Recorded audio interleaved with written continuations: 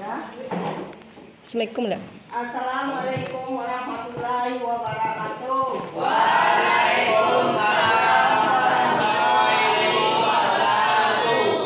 Selamat siang, Nana. Siang, Bu. Bagaimana kabarnya sekarang? Sehat? Sehat. Alhamdulillah, sehat semuanya ya. Nggak ada yang sakit? Nah, Nah, ya. Semangat belajarnya ya. Semangat.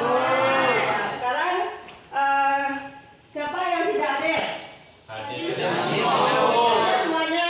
Ya. Ya, coba aku cek dulu ya nama-namanya. Antara ini Hadir, Bu. Raffi, Hadir, Bu. Wahyu dan Nure ada, Bu. hadir. Halil, Bu. Nepo, Bu. Raffi, yang kuat suaranya ya. Muhammad Ratin, Muhammad Yusuf, Bu. Nainawati, Bu. Nike, Muhammad Fajri, ya, ada semuanya ya, nggak ada yang absen, ada yang jago nggak ada ya. Kemudian berdoa. Lihat apa aja ya kondisi kelasnya. Sudah bersih Pak belum? Ini ya periksa ada sampahnya. Sudah ada. Sudah cek tadi. Sudah. Ya. Sekarang kita berdoa dulu ya. Bu. Halil, sampai ke depan ketuanya. Siapkan dulu.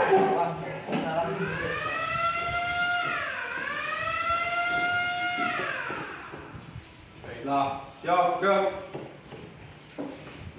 Hormat gerak. 3 gerak, berdoa mulai.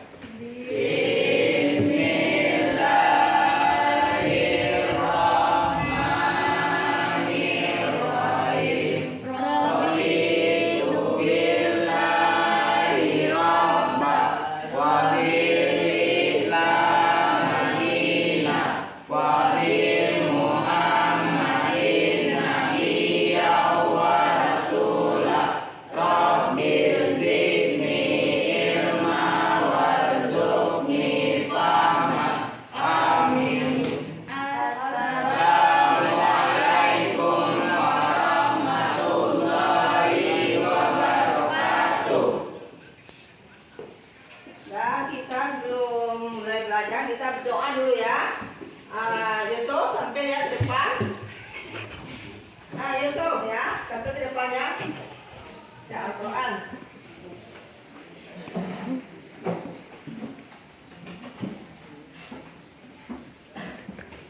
Assalamualaikum warahmatullahi wabarakatuh.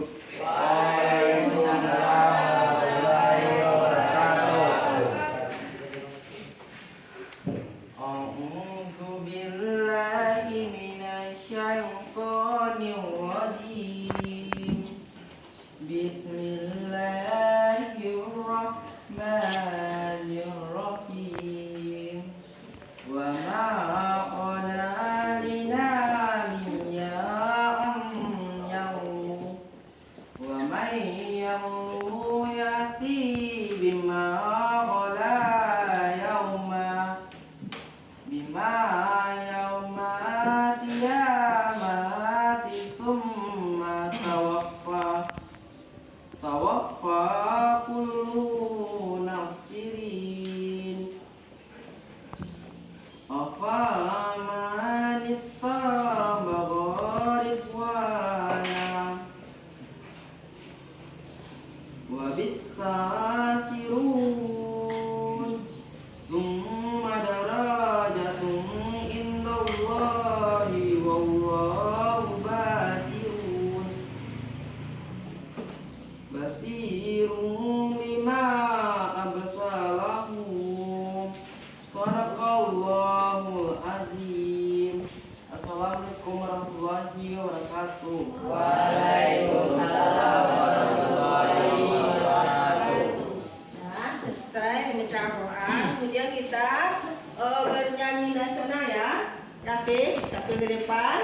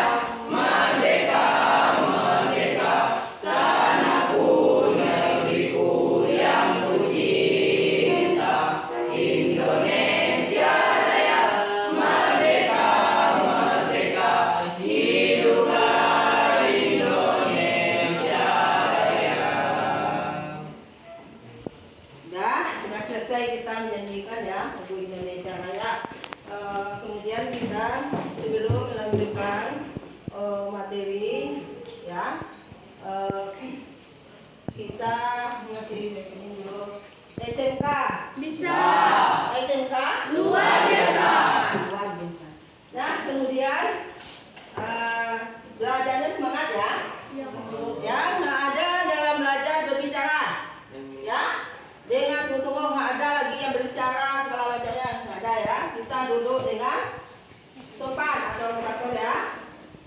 Sebelum ibu melanjutkan materi baru, ibu ingin menanyakan pelajaran yang kemarin atau kemarin ya. Lain belajar Wak di rumah atau tidak ya. Cuma ibu ingin bertanya ya. Sekarang kamu udah belajar mengenai praaksara ya. Yang bertanya adalah pra apa artinya? Belum mengenal tulisan. Belum mengenal tulisan. Aksara telah menemui manusia, telah menemui tulisan. Apa yang dimaksud dengan praaksara? Oke? Aksara itu manusia telah menemukan tulisan. Ya, manusia telah menemui tulisan. Betul, ya. Sekarang ibu lagi melanjutkan materi baru, ya. Pelajaran kita hari ini yaitu kerajaan Islam masuk ke Indonesia, perkembangan kehidupan kerajaan Indonesia ya. Kerajaan Islam Indonesia itu materinya yang sekarang ya. Jadi kerajaan-kerajaan itu banyak macamnya. Jadi ada 4 ya kerajaan-kerajaannya. Mengenai apa kerajaannya? Kerajaan Banten, ya kan? Ini ada nih gambarnya, ya kan? Dia mati gambarnya tuh. Kemudian lagi kerajaan Mataram Islam, ya kan? Kemudian mengenai kerajaan Demak. Inilah kerajaan Demak, ya. Ini kemudian lagi kerajaan Samudra Pasai, ya kan? Jadi inilah nama-nama kerajaan di Indonesia yang masuk agama Islam ke Indonesia, ya. Tujuannya yaitu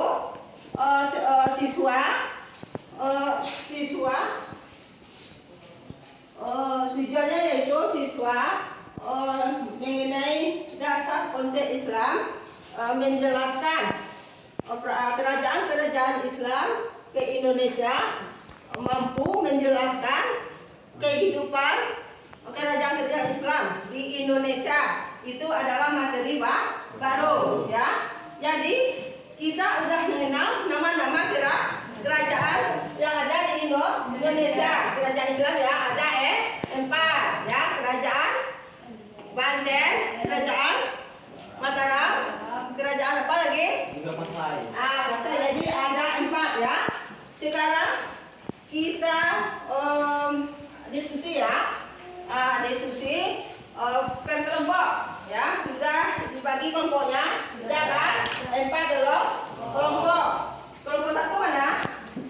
Kelompok 2, kelompok 3, kelompok 4 ya. Sekarang ibu bagikan LKPD-nya ya. Ini kelompok 1 ya. Tolong ya dilihat atau diamati dulu ya. Kelompok 1 mengenai kerajaan Samudra Pasai. Jangan asal dibuat saja.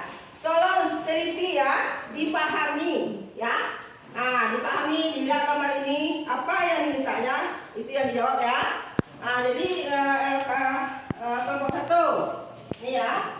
Kemudian lagi kelompok kelompok 2 mengenai kerajaan Demak. Kemudian yang keduanya kerajaan Pajang. Tolong diamati dulu gambarnya ya. Dilihat dulu apa yang nampak di gambar ini ya. Jadi tolong diamati, tolong dibuat ya. Kelompok 3, kelompok 2 ya. Kerajaan Demak, kerajaan Pajang, kerajaan Demak ya. Kemudian kelompok 3 lagi. Kelompok 3 mengenai kerajaan Islam. Kemudian kerajaan Cirebon, kerajaan Mataram, kerajaan Cirebon. Ya, tolong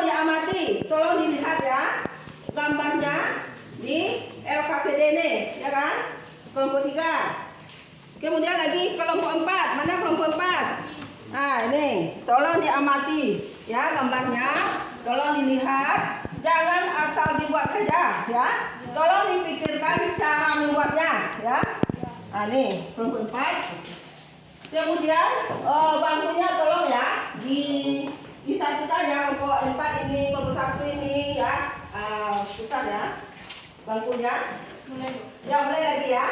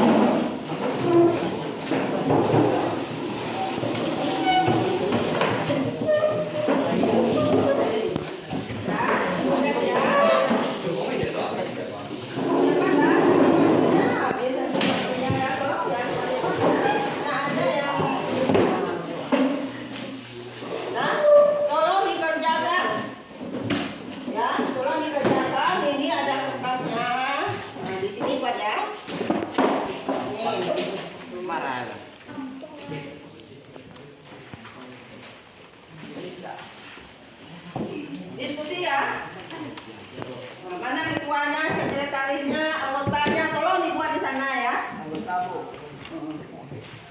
Ya, tolong dibuat di pinggir kertas. Ya, di pinggirnya sebelah pinggir ya.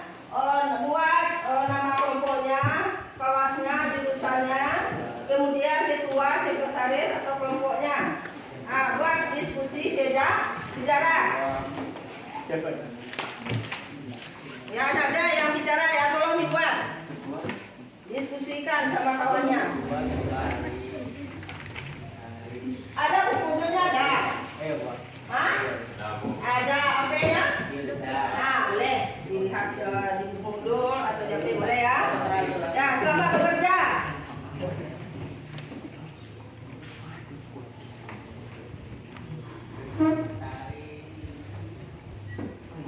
Gimana? Ada nggak yang kurang jelas? Ada yang ingin ditanyakan? Tidak ya, lanjut. Tidak kan?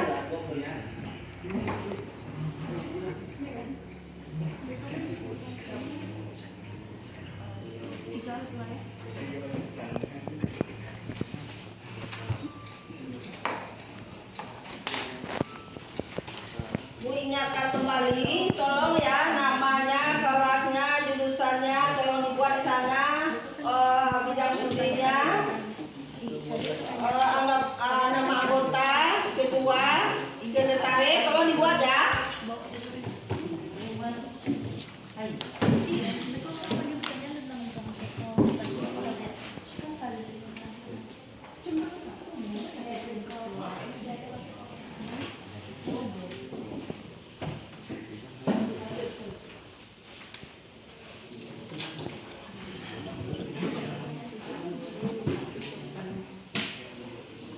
Bekerja semuanya, nggak ada yang ini. Ya, cari buku paket. Ya. Cari. Jangan suka melamun. Dia tahu melamun. Nah, kalau belajar kita serius. Singkirkan segalanya. Tidak ada kita belajar ini terfokus belajar.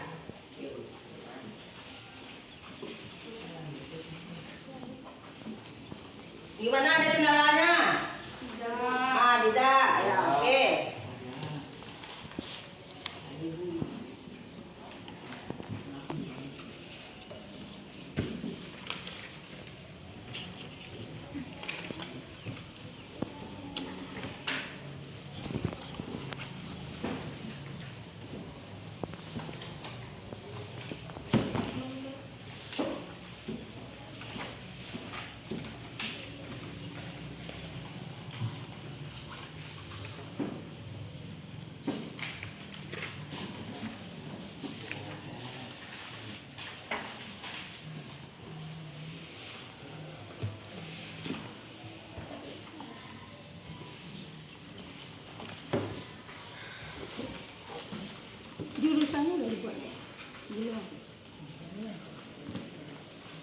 Yang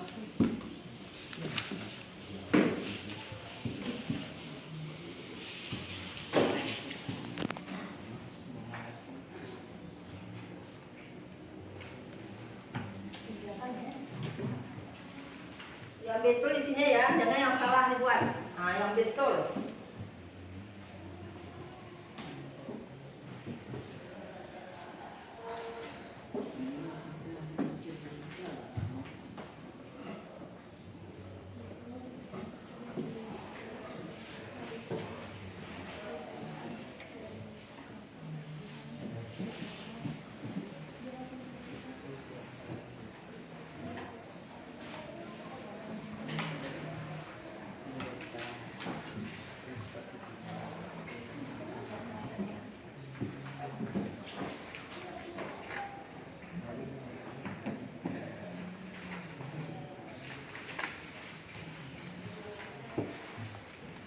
Diskusikan ya.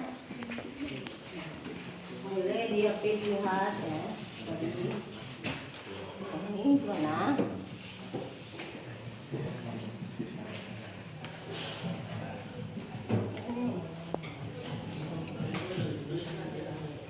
Nggak dibuat ini.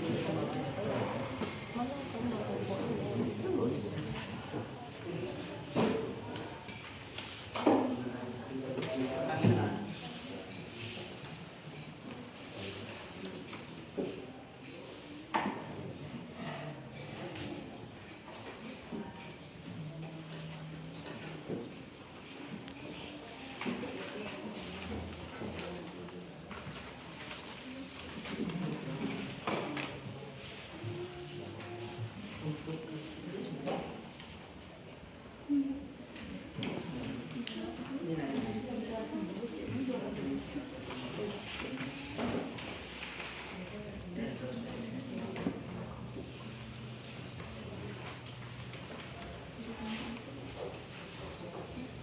Nah, ada duduk ya, ada tolong bekerja semuanya, aktif semuanya.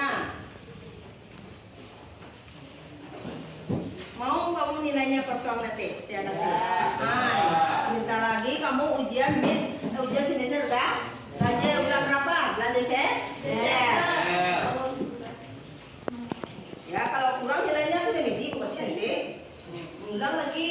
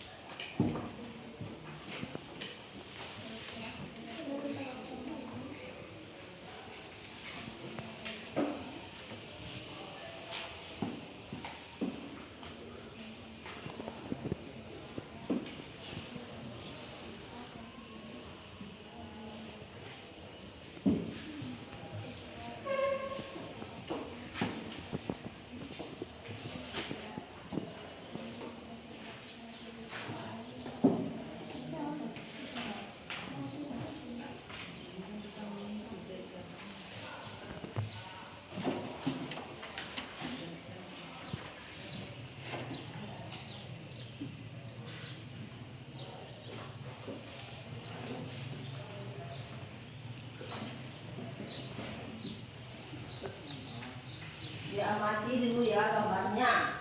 Kalau tidak kamu nggak bisa membuat. Kalau dilihat, mati. Jangan asal dibuat saja. Ini udah siap bu. Salah. Jadi kamu yang rugi nanti. Tolong dipikirkan cara mengisinya. Jangan sembarang aja dibuat.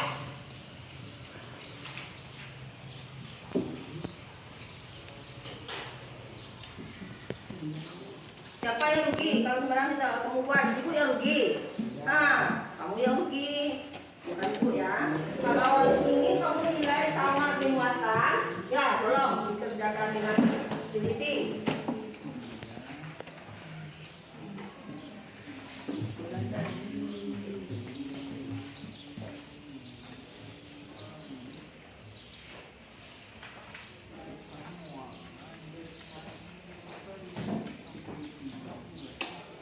Sudah siap? Sudah, Bu. Yang lain belum? Belum Nah, siap. ada yang belum ya? Saya selesaikan cepat ya. Masih waktunya 5 menit lagi ya.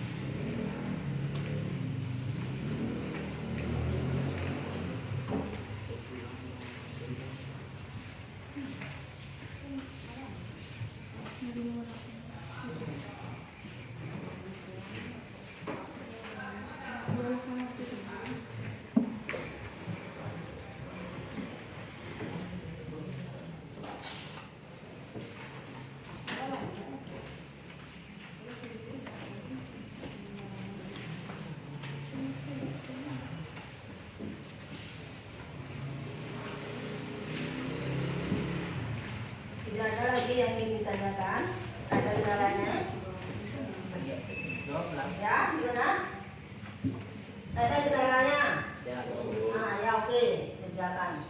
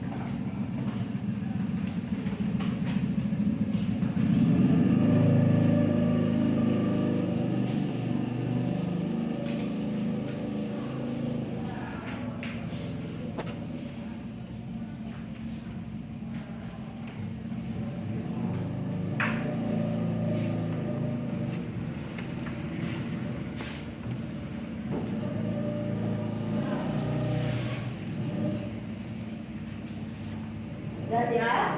Sudah? Ya. Sudah siap ya? Ya, itu benar. Ya, pada sini kembali. Kau udah siap ya? Siapa yang belum? Udah siap semuanya? Sudah. Udah. Nah, ya, coba berinya di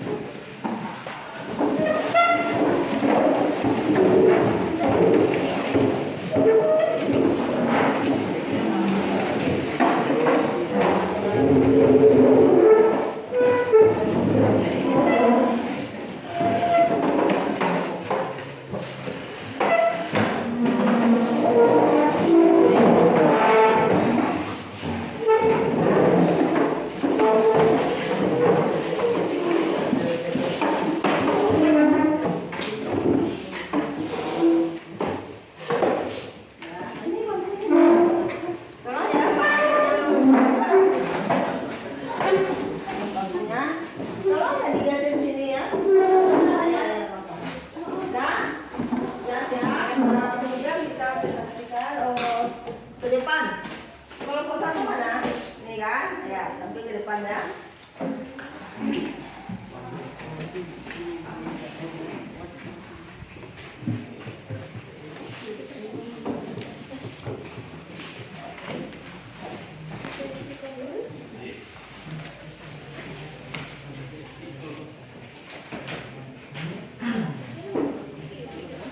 Tunggu dulu ya, belum dilanjutkan ya. Nah, kita kasih SMK. Bisa. SMK. Luar biasa. Saya semangat ya. Nah, jangan loyo deh, kawan loyo. Ya, malas enggak? Nah, semangat belajarnya. Ya, lanjut. Assalamualaikum warahmatullahi wabarakatuh. Waalaikumsalam warahmatullahi wabarakatuh. Kami dari kelompok 1 ingin mempresentasikan hasil diskusi tentang Kerajaan Samudra Pasai dengan Kerajaan Aceh. 1. Kerajaan Samudra Pasai. Kerajaan Samudra Pasai berdiri pada tahun 1257 Masehi setelah Raja Meurah Silu masuk ke agama Islam dan berganti nama menjadi Sultan Malik Al-Saleh. Sultan Malik Al-Saleh memerintah Samudra Pasai pada tahun 1245 sampai 1257 Masehi.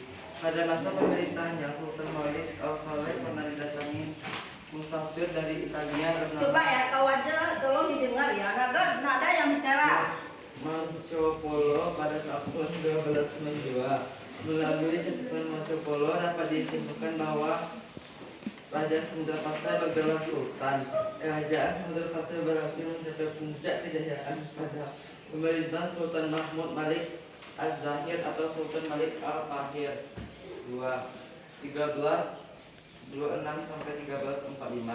Kerajaan Samudra Pasai merupakan penggabungan dua kerajaan kecil, Kerajaan Samudra dan Kerajaan Pasai. Samudra dan Pasai terletak di pintu masuk Selat Malaka, yaitu jalur perdagangan utama antara Arab, Persia, India, dan Cina. Kerajaan Samudra Pasai didirikan pada abad ke-9, terletak di Aceh Utara, atau tepatnya di Kabupaten Lok Semawe sekarang. Sultan Malik Al-Saleh merupakan sultan yang paling terkenal sebagai peletak dasar kekuasaan Islam. Kerajaan Samudra Pasai merupakan kerajaan bercorak Islam pertama di Indonesia. Kerajaan Samudra Pasai berada di wilayah strategis, yaitu di pesisir utara Sumatera di wilayah Aceh tempatnya, di dekat Lok Semawe, berada di Selat Melaka yang merupakan wilayah jalur perdagangan rempah-rempah pada masanya. Hal ini menyebabkan bahwa Samudra Pasai menjadi salah satu pusat perdagangan di Indonesia. Pada kejayaannya, Samudra Pasai berkembang pesat sebagai bandar transito dan perdagangan internasional. Dengan demikian, Samudra Pasai menggantikan peranan Sriwijaya di wilayah Selat Melaka. Kerajaan Samudra Pasai memiliki pengaruh kuat kepada bandar perdagangan lain seperti DVD, Perlak, dan lain-lain. Komoditas berjualan di Samudra Pasai diantaranya lada, sutra, kapur, beras, dan emas dalam jumlah besar. Samudra Pasai menjadi hubungan perdagangan dengan kerajaan di Arab dan di India. Mata uang yang digunakan dalam perdagangan adalah uang emas. Pertama, sebagai perdagangan, Samudra Pasai pada masa kejayaannya juga merupakan pusat perkembangan agama Islam. Sebagai kerajaan besar, Samudra Pasai juga berkembang karya sastra yang baik. Karya sastra yang dikembangkan mengadaptasi bahasa Arab yang masuk ke wilayah Jawi. Salah satu dari karya tulis tersebut adalah Hikayat Raja Pasai. Bagian awal teks ini diperkirakan ditulis sekitar tahun 1360 Masehi. KRP menandai dimulainya perkembangan sastra Melayu klasik di bumi Nusantara. Bahasa Melayu tersebut kemudian juga digunakan oleh Syekh Abdul Rauf Al-Sikili untuk menuliskan buku-bukunya. 2. Kerajaan Aceh. Kesultanan Aceh didirikan oleh Sultan Ali Muhayyad Shah pada tahun 1496. Pada awalnya kerajaan ini berdiri atas wilayah kerajaan Lamuri, kemudian menundukkan dan menyatukan beberapa wilayah kerajaan sekitarnya mencakup Dayak, Kedir, Didi, Nahpur. Selanjutnya pada tahun 1594 wilayah Pasai adalah menjadi bagian dari kedaulatan Kesultanan Aceh diikuti dengan Aru. Pada tahun 1528, Ali Muhammad Shah digantikan oleh putra sulungnya yang bernama Sahaluddin. Sahaluddin yang kemudian berkuasa hingga tahun 1537. Kemudian Sahaluddin digantikan oleh Sultan Al-Hudin Riyad Shah Al-Qahar yang berkuasa hingga tahun 1571. Puncak kejayaan Sultan Aceh Darussalam bermula dari pemerintahan Sultan Iskandar Muda. Pada saat itu, agama dan kebudayaan Islam begitu berkembang di kehidupan masyarakat. Dari situlah Aceh mendapat julukan sebagai daerah Serambi Mekah. Ketika agama dan kebudayaan Islam berkembang di Aceh, banyak masyarakat yang ingin menjalankan ibadah haji ke tanah suci Mekah. Dari Aceh lah sebagai awal mula keberangkatan haji dimulai. Ini karena perjalanan menuju Mekah dulunya hanya melakukan transportasi laut saja. Masyarakat Aceh sangat taat dengan ajaran Islam dari dulu sampai sekarang. Sistem pemerintah di Aceh sangat ketat mengikuti ajaran Islam. Kejayaan yang dirasakan oleh Kesultanan Aceh Darussalam tidak begitu lama, karena pada saat itu hanya Sultan Iskandar Muda saja yang mampu menjalankan pemerintahan di Aceh. Pewaris atau pemimpin di Kesultanan mengalami perpecahan internal kerajaan. Selain itu, kelumpuhan Kesultanan Aceh juga dipicu karena Belanda ingin menguasai Pulau Sumatera. Pada akhirnya Kesultanan itu runtuh sejak tahun 1903. Kesultanan Aceh Darussalam meninggalkan sejumlah jejak sejarah nyata. Beberapa di antaranya adalah sebagai berikut: A. Masjid Baitur Rahman di Banda Aceh. 2. Taman Sari Gunangan. C. Bantik Indra Patra. D. Marian Kesultanan Aceh. E. Makam Sultan Iskandar Muda. B. Uang emas Kerajaan Aceh. D. Bukit Aceh berupa karya sastra. Sekian dari kami peserta dari kelompok 1. Apakah teman-teman ada ingin bertanya? Ada nggak yang beri tanggapan? Ada. Nah, coba. Andre.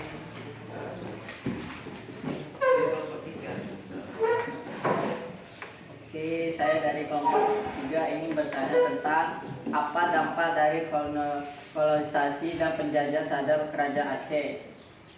Belum. Ada yang kedua. Apa dampak dari kolonisasi dan penjajahan terhadap kerajaan Aceh? Jawabannya adalah kolonisasi dan penjajahan oleh Belanda mengakibatkan banyak perubahan dalam struktur sosial dan ekonomi Aceh. Penguasaan Belanda membawa dampak negatif terhadap kekayaan alam Aceh, sementara penduduknya mengalami penindasan dan eksploitasi. Selain itu, kerajaan tradisional Aceh mengalami penurunan kekuasaan dan statusnya akibat dominasi Belanda. Proses ini juga memicu perubahan budaya dan politik dalam masyarakat Aceh. Ya, coba lagi. Ada nggak yang beri tanggapan? Andre lagi. Nah, coba. Oke, yang kedua ya. Bagaimana warisan budaya kerasaan Aceh bertahan dalam kehidupan masyarakat?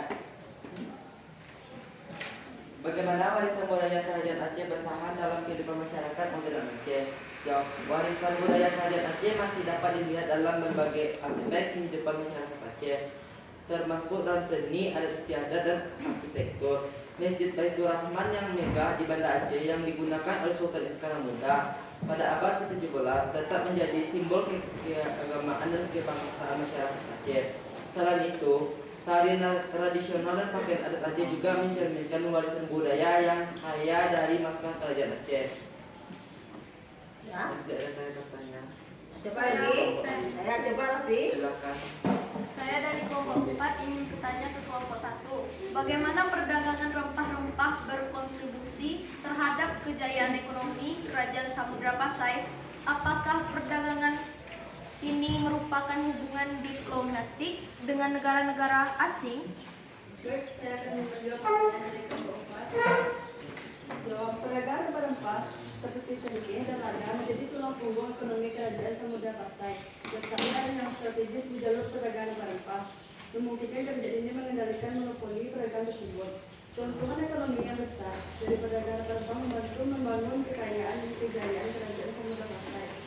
Selain itu, perdagangan ini juga menciptakan hubungan diplomatik dengan negara-negara lainnya, termasuk keberlanjutan hubungan dengan Cina dan India.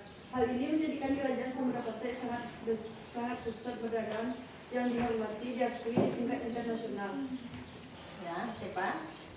Ya, nggak ada lagi yang ingin tanyakan, yang beri tanggapan? Coba ya. Saya dari kelompok 2 ingin bertanya, bagaimana Islam tersebar di kerajaan Samudra Pasai dan sejauh mana agama ini mempengaruhi struktur sosial dan politik kerajaan tersebut? Baik, saya akan menjawab sebagaimana Anda berikan. Bagaimana Islam tersebar di kerajaan Samudra Pasai dan sejauh mana agama ini mempengaruhi struktur sosial dan politik kerajaan tersebut? Islam tersebar di kerajaan Samudra Pasai melalui interaksi dengan perdagangan dan ulama muslim yang memasuki wilayah tersebut. Sultan Malik Al-Saleh memainkan peran kunci dan mendukung penyebaran agama Islam dan mengadopsi sistem pemerintahan yang didasarkan pada prinsip-prinsip Islam. Ulama-ulama muslim juga memiliki pengaruh signifikan dalam membentuk kebijakan dan hukum dalam kerajaan ini. Islam tidak hanya menjadi agama resmi tetapi juga memberikan dasar bagi struktur sosial dan politik di kerajaan Samudra Pasai. Ya, gimana? Ada lagi yang ingin ditanyakan? Tidak. Tidak lagi, sudah paham mengenai kerajaan Pasai dan kerajaan Aceh, ya? Hanya itu yang dapat saya sampaikan. Wabillahi taufiq hidayah. Assalamualaikum warahmatullahi wabarakatuh.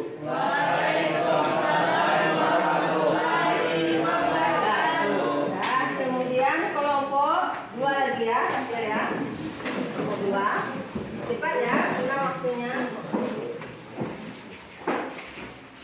Bagaimana kehidupan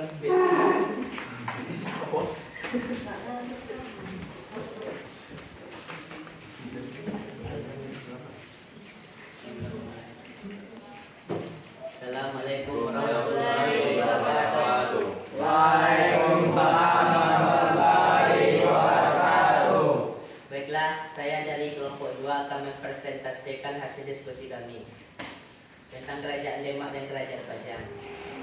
Kerajaan Demak sebelum merupakan fase atau daerah yang berada di bawah kekuasaan kerajaan yaitu Majapahit. Seiring makin lemahnya Majapahit, Raden Patah dan Pangeran Jimbun atau Rodium akan bergelar Sultan Alam Akbar Al-Fatah, didukung oleh ulama Jawa seperti Tuban, Gresik, Jepara, Kudus, melakukan pemberontakan terhadap Majapahit dan berhasil. Demak menjadi kerajaan Islam pertama di Jawa.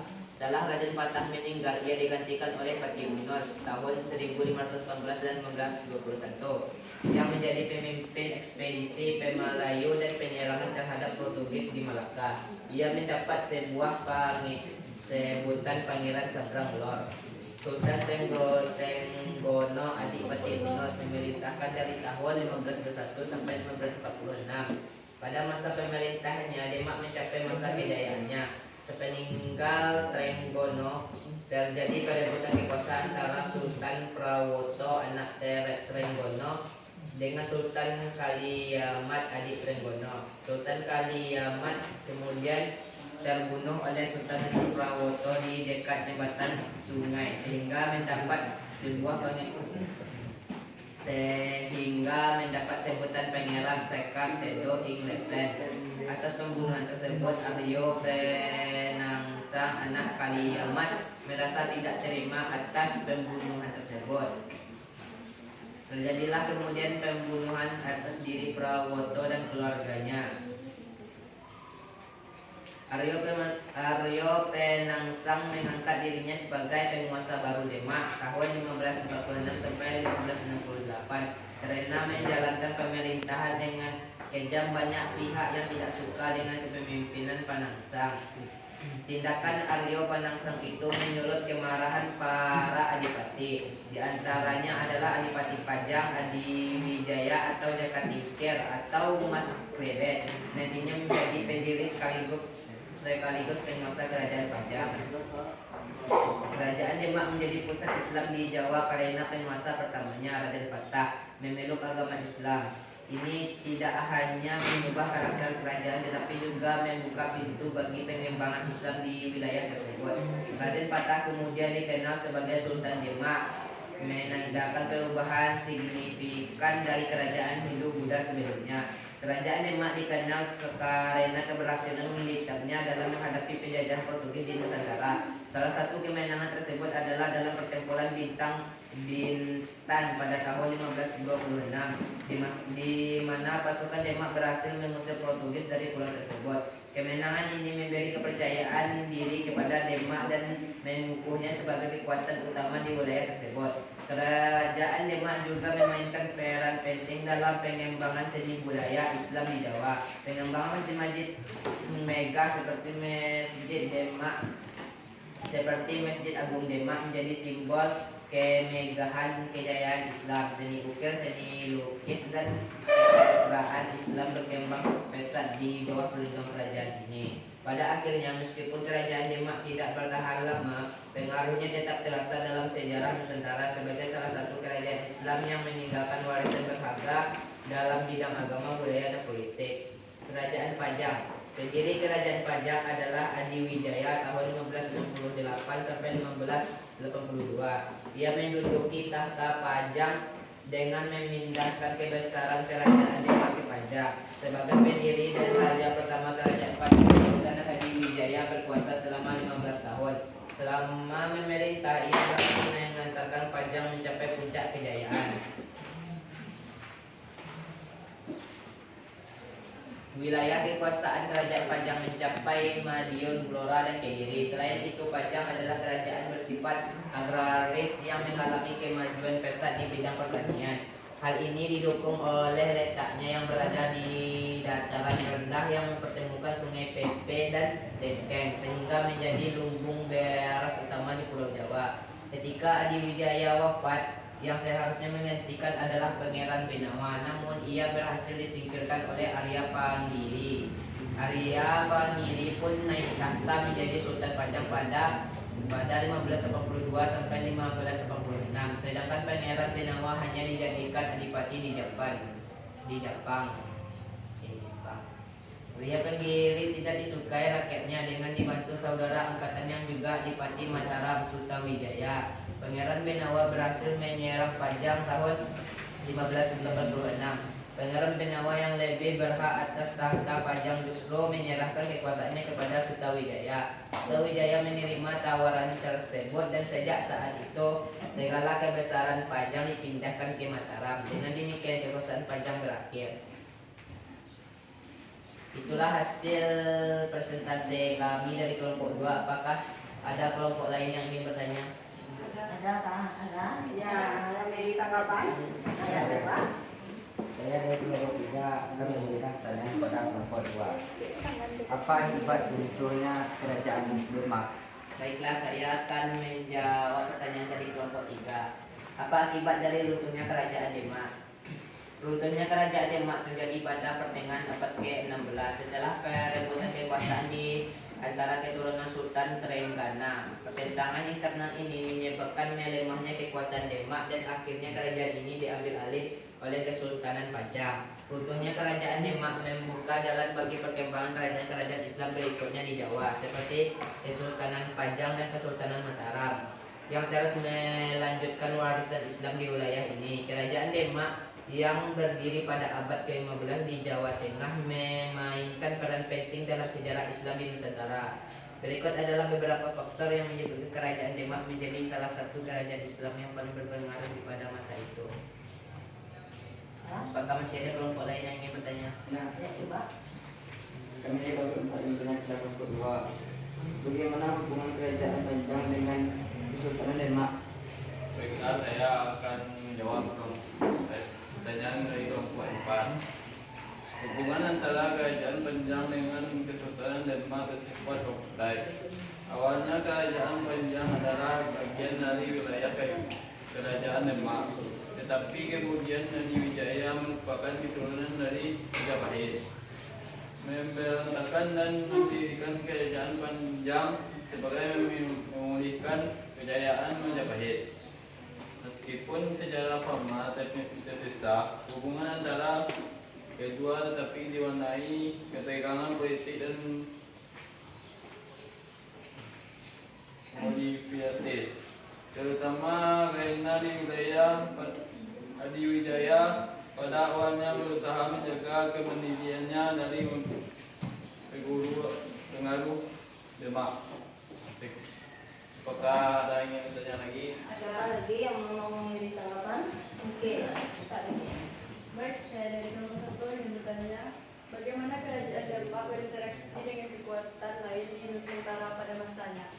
Baiklah, saya akan menjawab pertanyaan dari kelompok 1. Bagaimana kerajaan Denmark berinteraksi dengan kekuatan lain di Nusantara pada masanya? Kerajaan Denmark bersaing dengan kekuatan Hindu seperti Majapahit dan Penjajahan. Konflik ini mencerminkan persaingan antara agama Islam dan Hindu-Buddha di wilayah tersebut. Selain itu, Denmark juga terhubung dengan kekuatan-kekuatan regional seperti Malaka dan Aceh, menjalin aliansi dan mengadakan perdagangan. Masih ada yang ingin bertanya? Siapa lagi? Ya, ada lagi yang mau ditanggapan? Nah, coba, Abi. Apa dampak ekspansi wilayah kerajaan Pajang terhadap kestabilan internal? Baiklah, saya akan menjawab pertanyaan dari kelompok 4. Dampak ekspansi wilayah kerajaan Panjang terhadap kestabilan internal adalah meskipun ekspansi wilayah membawa kejayaan bagi kerajaan Panjang, hal ini juga membawa dampak negatif terhadap kestabilan internal. Sultan Agung mengalami kesulitan dalam mempertahankan kontrol terhadap wilayah yang begitu luas. Upaya ekspansi tersebut juga menguras sumber daya, memunculkan ketegangan internal dan merugikan hubungan dan tetangga. Ya, ada lagi? Ada yang ingin bertanya? Ada? Sudah paham? Sudah paham, sudah ngerti? Ada lagi yang ingin ditanyakan? Baiklah, terima kasih atas perhatiannya. Assalamualaikum warahmatullahi wabarakatuh. Waalaikumsalam warahmatullahi wabarakatuh. Ya, sekarang lagi kelompok 3. Ya, tampil ya.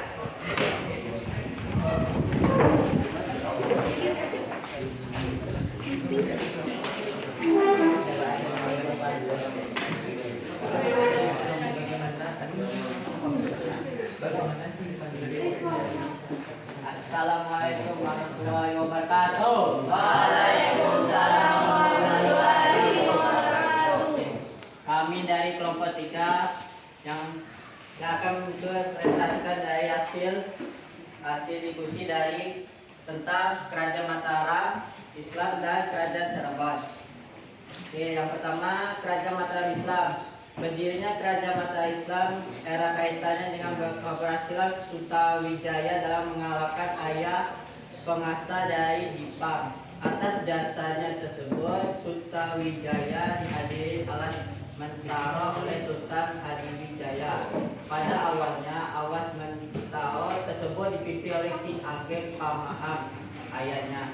Setelah itu, Ageng Pamaham meninggal, alas mentaro atau Mataram diserahkan pada Sultan Wijaya. Setelah wafat tahun 1601, Sultan Wijaya digantikan oleh putranya yang bernama Mas Jolang pada tahun 1601 sampai 1613. Ia bergelar Sultan Ayakarawi Kawati. Sultan Ayakarawi wafat dalam pertempuran di daerah Kampaya sehingga lebih dikenal dengan sebutan Palembang Sedang. Ya, pengganti Mas Joyang adalah Mas Rangsang yang bergelar Sultan Abu Senopati Inggalagan Mahmudi Rahman pada tahun 1613 sampai 1645. Pada masa pemerintahannya Mataram mencapai zaman keemasan.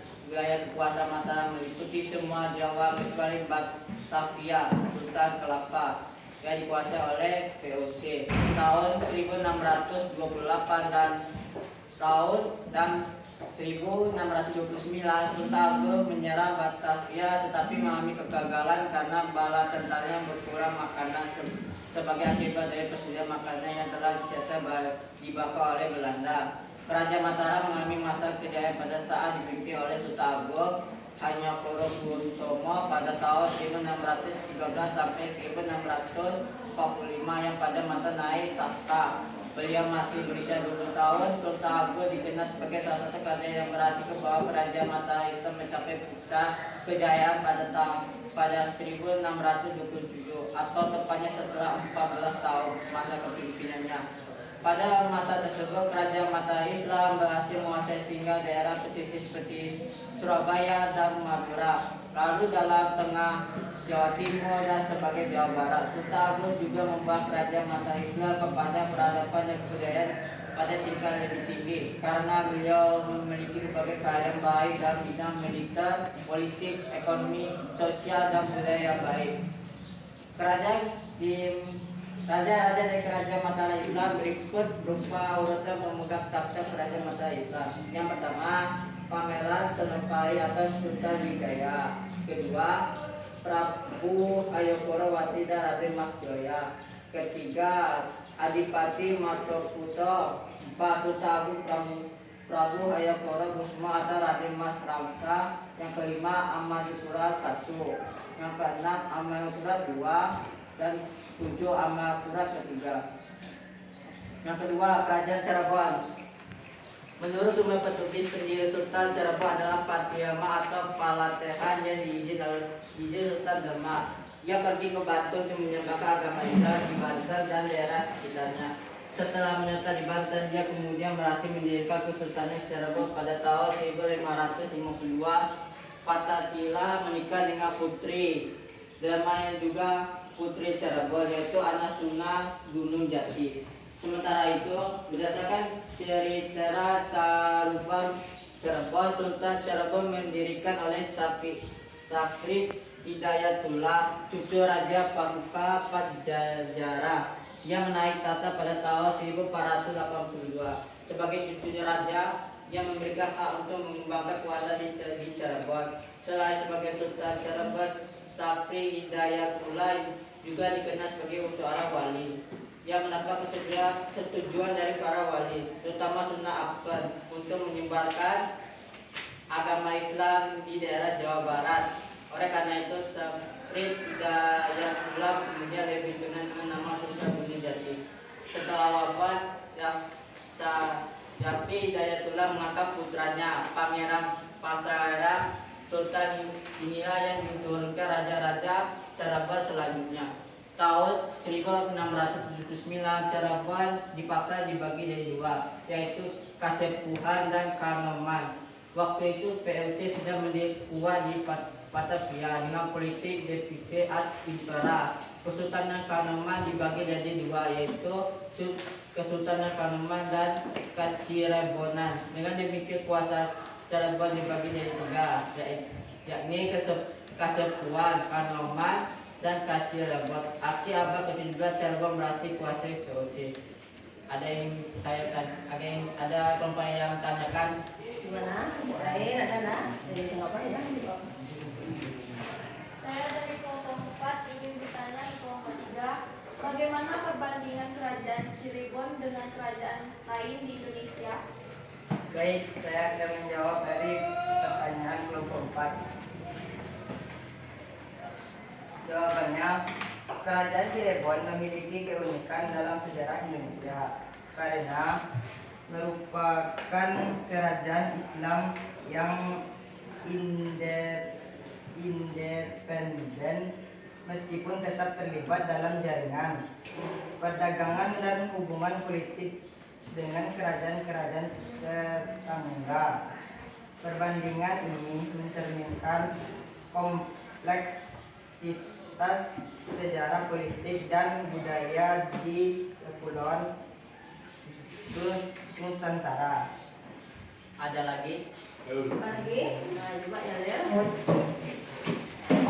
Saya dari kelompok 1 ingin bertanya ke kelompok 3. Bagaimana agama Islam mengaruhi kehidupan dan budaya di Mataram?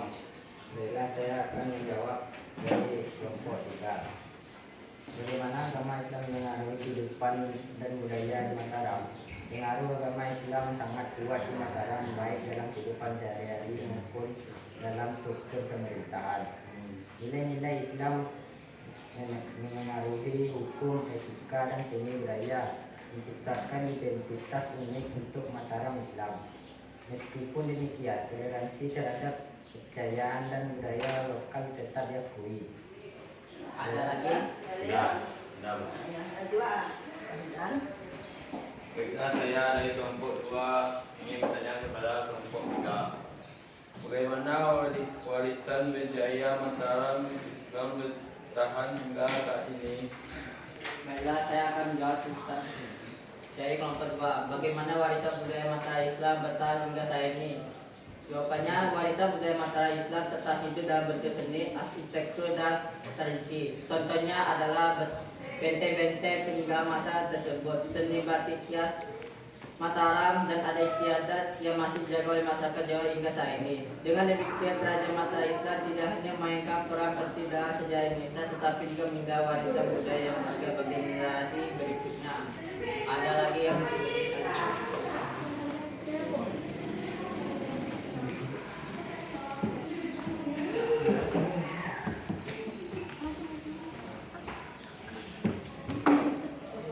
Saya dari kelompok 4 ingin bertanya kepada kelompok 3, apa peninggalan sejarah yang masih dapat ditemukan dari kerajaan?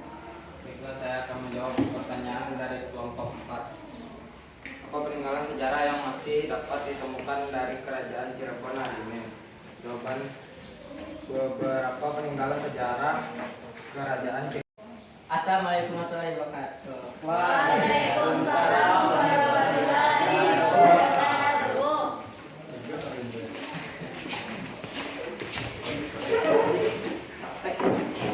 Beberapa lagi? Kelompok 4 ya, tampil ya. Kelompok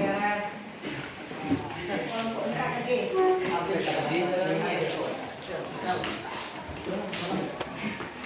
Dasar Kerajaan Sunda atau Pajajaran. Peletak dasar Kerajaan Banten adalah Syarif Hidayatullah. Banten lepas sendiri dari Demak dan berdiri sebagai kerajaan yang merdeka pada 1552. Banten tumbuh menjadi pusat perdagangan dan pelayaran yang ramai. Karena banyaknya pedagang muslim yang lebih memilih berdagang di Banten ketimbang di Malaka, yang meninggal tahun 1595 ketika memimpin ekspedisi ke Palembang. Banten pun mulai surut karena bersaing dengan VOC. Masa kejayaan Kesultanan Banten terjadi pada akhir abad ke-16 hingga abad ke-17. Khususnya di bawah pemerintah Sultan Ageng Perkasa, dia adalah sosok di balik kesuksesan Kerajaan Banten yang berkuasa tahun 1651 sampai 1643. Lokasi Banten yang menghadap Selat Sunda dimanfaatkan dengan sangat baik. Ini menjadi Banten sebagai salah satu pelabuhan terbesar di wilayah tersebut, sehingga menghasilkan pendapatan besar dari perdagangan internasional. Peninggalan Kesultanan Banten mencakup sejumlah aspek budaya, sejarah, arsitektur yang masih ditemukan hingga saat ini, yaitu Benteng Spelwitz. Benteng ini dibangun pada abad ke-17 oleh pemerintah kolonial Belanda setelah menaklukkan Kesultanan Banten. 8. Kerajaan Goa dan Talo. Kerajaan Goa dan Talo sering disebut sebagai Kerajaan Masar. Kedua kerajaan ini disatukan oleh Deng Manrajabia atau Raja Goa dan Kareng Mantoya, Raja Talo. Setelah kedua kerajaan bergabung, Daim Maradia diangkat sebagai Raja Makassar dengan gelar Sultan Alauddin. Sementara itu, Kareng Mantoya diangkat menjadi patih dengan gelar Sultan Abdullah. Masa kejayaan Goa Talo, Sultan Hasanuddin atau dijuluki sebagai Ayam Jantan dari Timur naik tahta pada 1653 dan berhasil membawa kerajaan Goa Talo mencapai puncak kejayaan. Masa kejayaannya Kerajaan ini dikenal sebagai negara maritim yang menjadi pusat perdagangan di Indonesia bagian timur. Sementara perkembangan kerajaan di bidang sosial, masa pemerintahan Sultan Hasanuddin adalah memajukan pendidikan dan kebudayaan Islam sehingga banyak murid yang belajar agama Islam ke Banten. Faktor pendorong melemahnya kerajaan Gorontalo. 1. Intervensi VOC terhadap urusan dalam negeri Gorontalo. Yang kedua, upaya VOC melakukan monopoli perdagangan di Makassar. Ketiga, pemblokiran lalu lintas. Keempat, persekutuan yang terjadi antara VOC dan kerajaan-kerajaan di bawah pengaruh Gorontalo.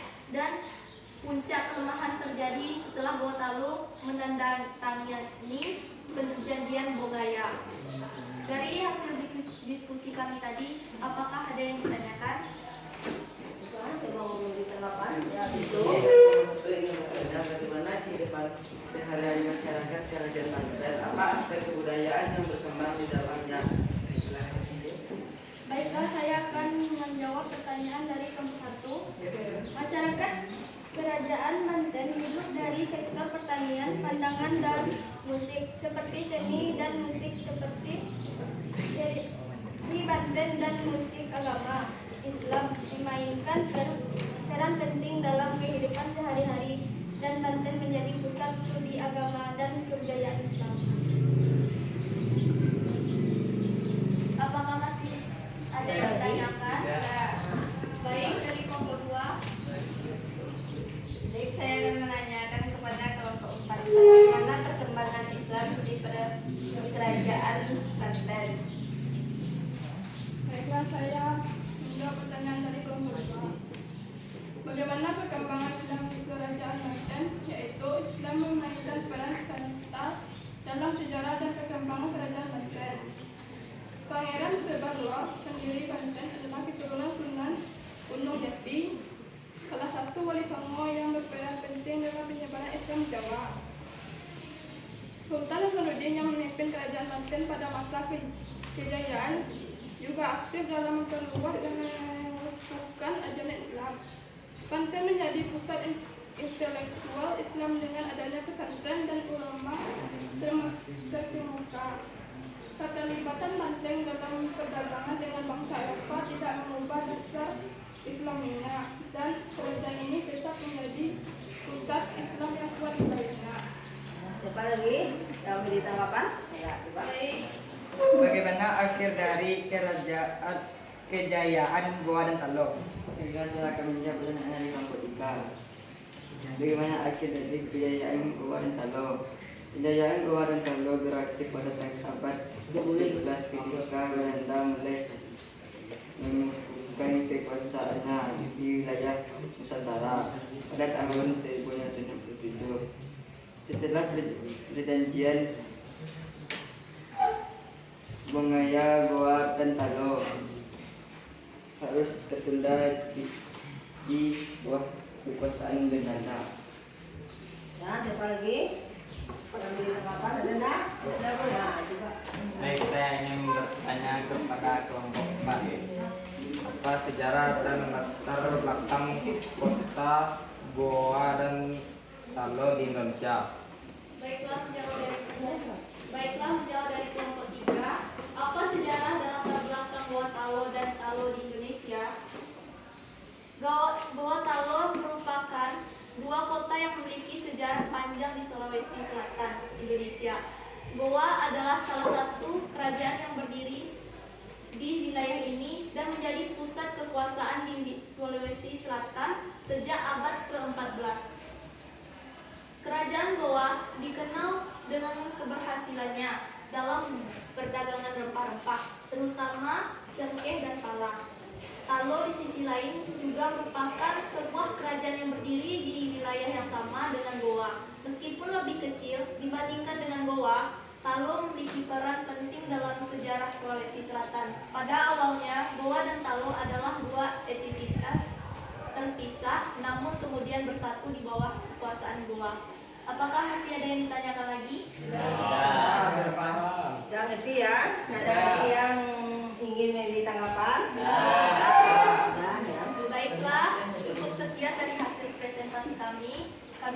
Assalamualaikum warahmatullahi wabarakatuh. Waalaikumsalam warahmatullahi wabarakatuh.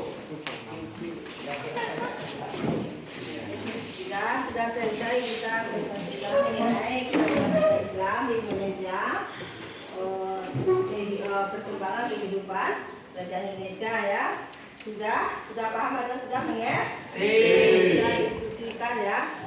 Kemudian kumpulkan ya yang hasil diskusi kita. Kumpulkan ke depan ya. Kumpulkan ke depan yang hasil diskusi. Cepat ya, waktunya nanti. Cepat ya. Kalau ke depan mana?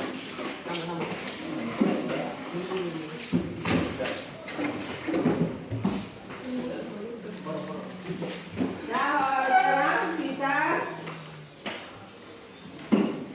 sudah siap? Ada lagi yang tinggal?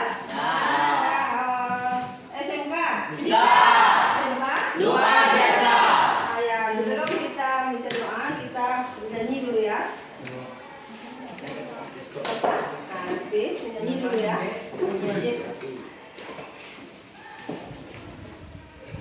Itulah hak milik kita selama-lamanya. 1, 2, 3, 4.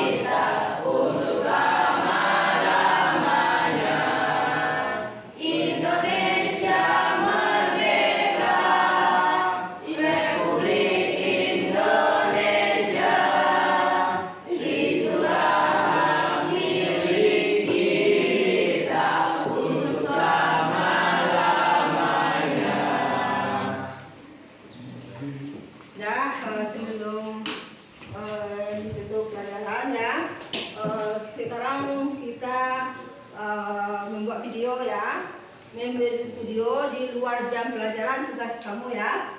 Nanti tolong dibuat ya videonya di rumah mengenai materi ya. Kelompokkan masing-masing materinya kan berbeda kan, per 1, per 2, per 3, per 4 kan berbeda materinya nak. Sesuaikan dengan materinya videonya ya. Itu tugasnya di rumah nanti ya. Nanti dikirim atau langsung dikasih sama ibu ya videonya. Sudah jelas? Sudah. Tidak ada yang tidak membuat videonya, harus dibuat videonya di rumah nanti. Sudah dengar? Kemudian lagi mengenai kesimpulan ya. Nanti tugasnya di rumah, tolong dibuat kesimpulannya ya mengenai materi yang kita presentasikan ke depan tadi ya, menurut materi kita masing-masing ya. Kelompoknya tolong dibuat kesimpulannya. Nanti dikumpul kapan kita belajar sejarah. Dikumpul nanti. Tugasnya jadi berapa tugasnya? 2 kan? Yang satu membuat video di rumah, yang satu lagi membuat kesimpulan ya. Tolong dibuat. Nah, ada yang tidak membuat. Kalau tidak membuat video di rumah nanti ya, nilainya saya kosongkan. Tidak saya kasih nilai. Sudah dengar? Ya, jangan main-main ya belajarnya. Tolong dibuat tugasnya di rumah. Ya. Tolong diselesaikan, nanti dikumpul. Serahkan sama ibu videonya atau kesimpulannya. Sudah dengar? Nah, jadi kamu jangan bermain-main. Ya, waktu waktunya belajar ya, tolong kita aktif itu. Nah, ada lagi waktu bermain di rumah ya, kita belajar sungguh-sungguh. Gunanya adalah untuk kita. Kalau kita bermain-main belajar, siapa yang rugi? Ibu yang rugi, orang tua yang rugi. Kalian yang rugi. Cobalah belajar di rumahnya, di rumah. Tolong dibaca pelajarannya. Apalagi kamu mau ujian semester ganjil. Kapan semester ganjilnya bulannya? Desember. Mungkin Indonesia kan? Kolonial. Tolong pelajarnya dibaca-baca, bukunya di rumah. Jangan bukunya disimpan aja, lain dong disimpan. Nah, tolong dibaca-baca pelajarnya, tolong dipahami. Ya, kalau ingin kamu berhasil, ingin dapat prestasi atau juara, tolonglah ditingkatkan cara belajarnya, ya kan? Ah, tolong belajar. Ya, kalau kamu nggak membuat tugas, misalnya berapa kali, misalnya 1 semester kurang, misalnya ya nilainya kurang saya kasih. Ada kasih tugas ada 6 kali atau 10 kali, kamu membuat 2 kali, sama nilainya yang lain sama temannya. Tidak, ya. Ah, tolonglah tugasnya dilengkapi. Ya, bu nilai itu bukan bu suruh aja membuat tugas, tidak, bu nilai, ya. Nah, nanti kamu banyak yang remedi nanti. Mau kamu remedi? Hah? Nah, nanti kamu apalagi kamu kelas 10 nanti mau naik kelas 12, kelas 11. Jadi sekarang lapor bayangannya sebetulnya 1. Nanti kamu kalau banyak nilainya nggak tuntas atau gagal, kamu nggak naik kelas, ya kan? Hah? Ah, tolong orang tuanya di rumah, orang tuanya tolong diapakan? Apa namanya tuh? Dikasihlah orang tuanya semangat gitu, itu semangat. Kalau orang tua kita sudah bersusah payah mencari uang, kamu jangan bermain-main di sekolah. Kalau belajar tetap belajar. Nah, ada waktu bermain, ya kan? Nah, jadi ya sudah selesai kita belajar pada hari ini, ya. Nah, jadi cukupkan sampai di sini saja dulu, ya. Nah, nanti dilanjutkan minggu depan, ya. Kemudian kita bisa doa dulu ya. Dapat hari tua.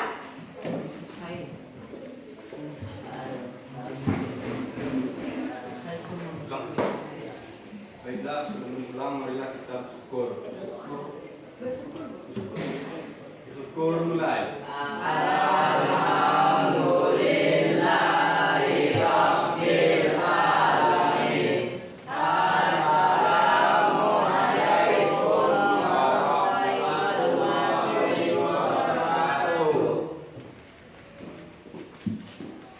Sudah selesai ya, kita boleh pulang ya. Jangan bermain di luar ya, di jalan langsung pulang ya. Dari sana dulu. Dari sini dulu ya. Tak boleh bermain ya. Baik.